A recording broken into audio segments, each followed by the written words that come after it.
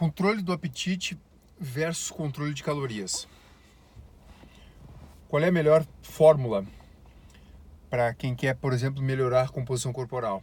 Ou seja, basicamente diminuir a massa gordurosa, mantendo a massa magra ou até mesmo aumentando.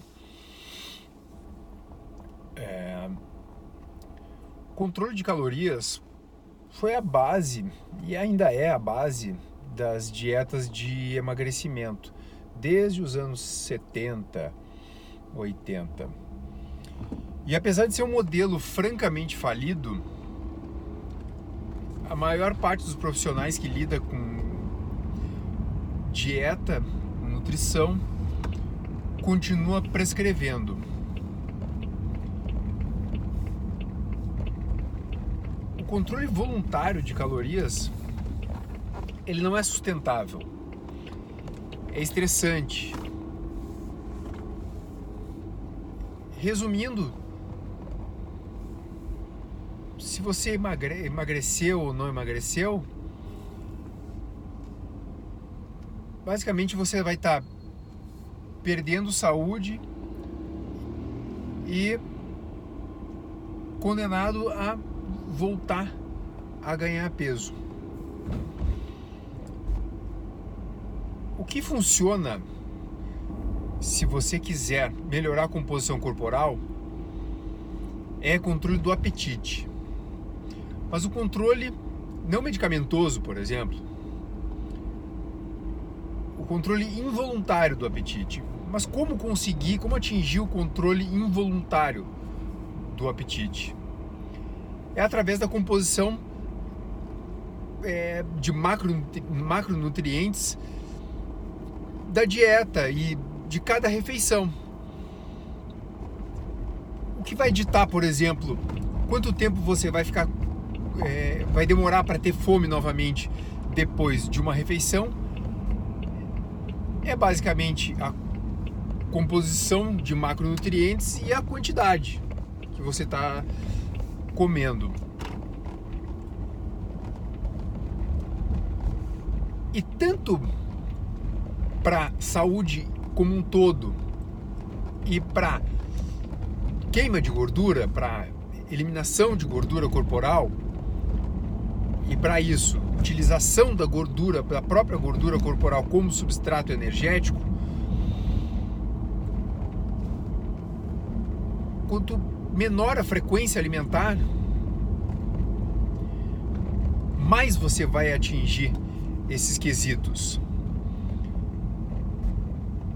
Por quê? Basicamente, por você ter uma quantidade menor de insulina liberada ao longo do dia.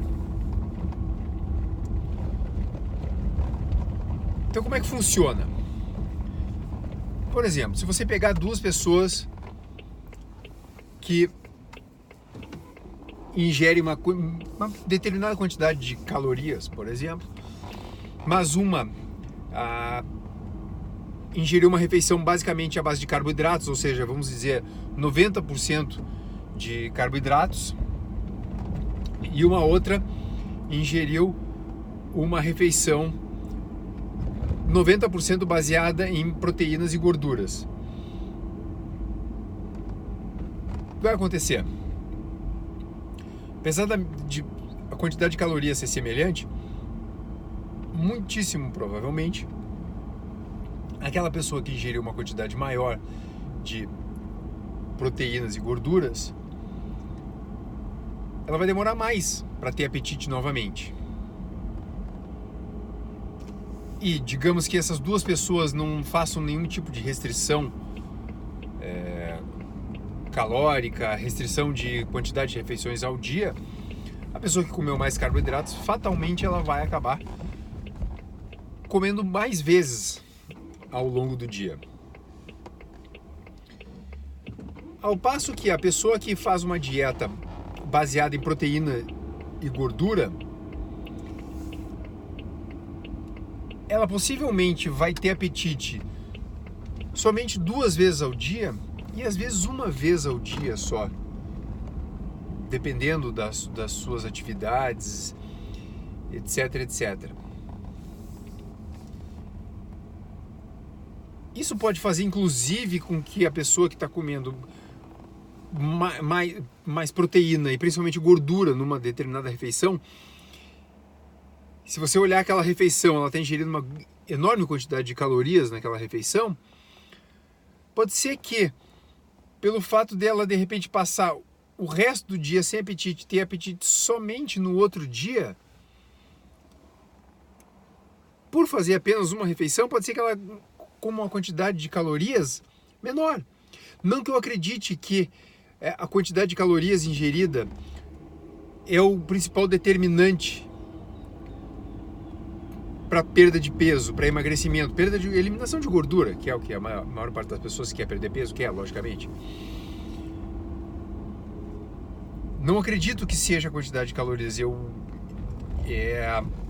tenho vários indícios de que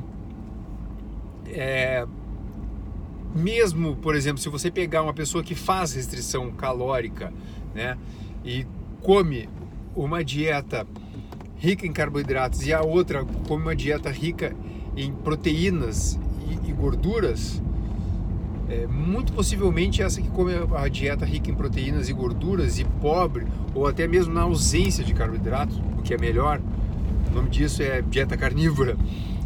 Pode ser feito de outro jeito até, mas naturalmente falando é o que se consegue com a dieta carnívora.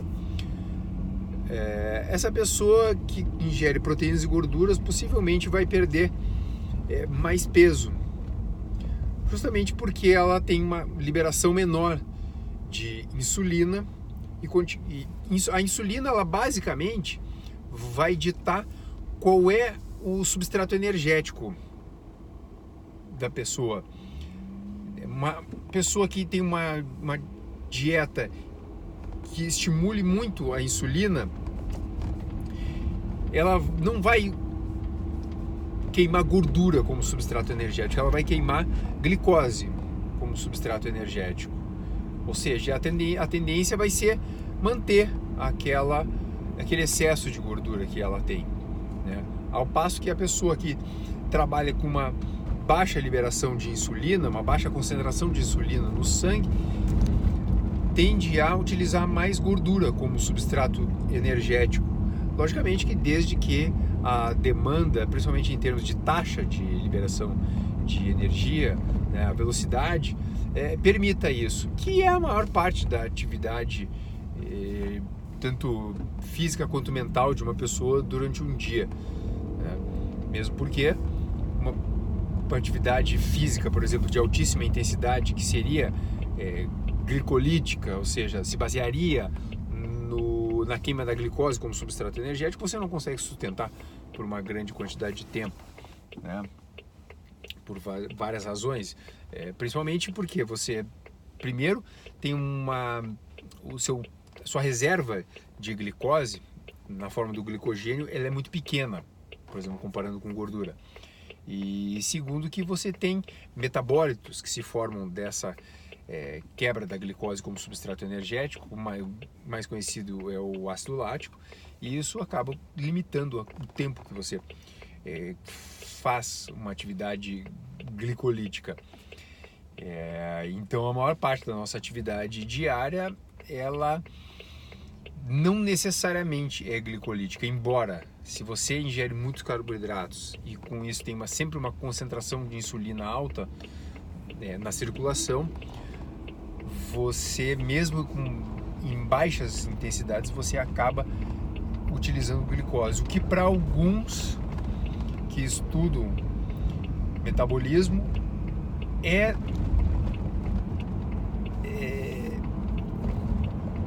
prejudicial.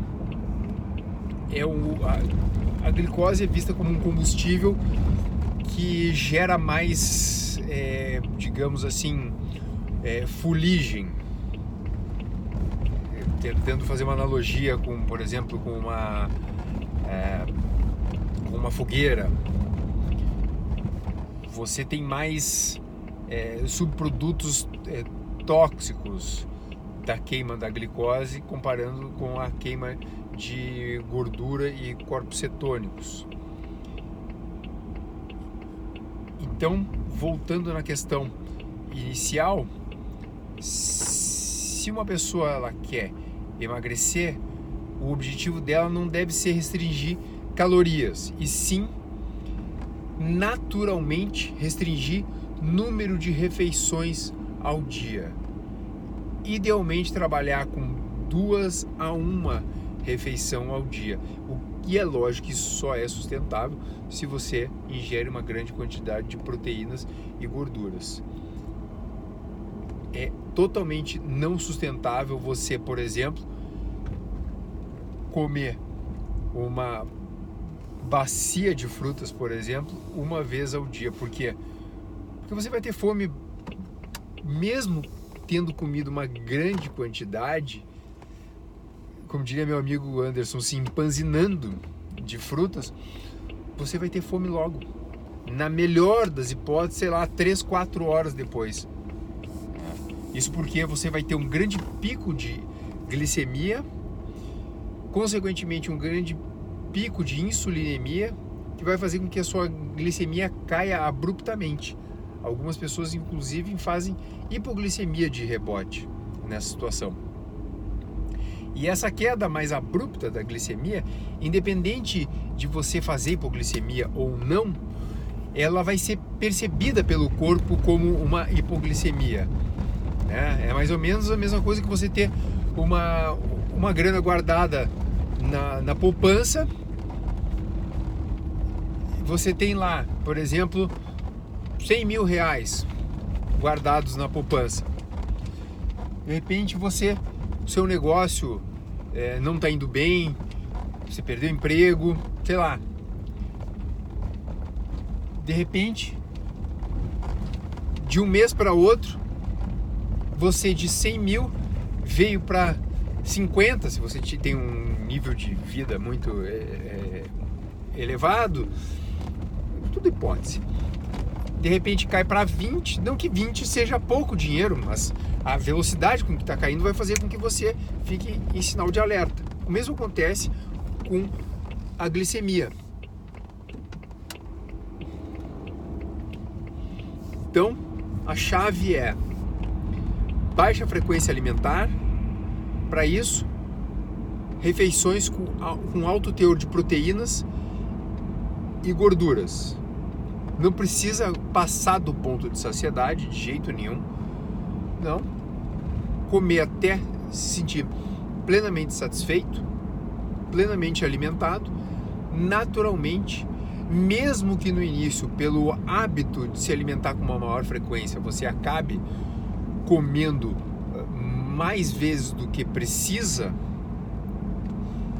com o tempo você vai acabar resetando todos os seus hormônios ligados à parte de apetite, saciedade, controle do metabolismo, etc. Então, vai haver uma autorregulação e você vai acabar comendo menos vezes. Ok? Um abraço.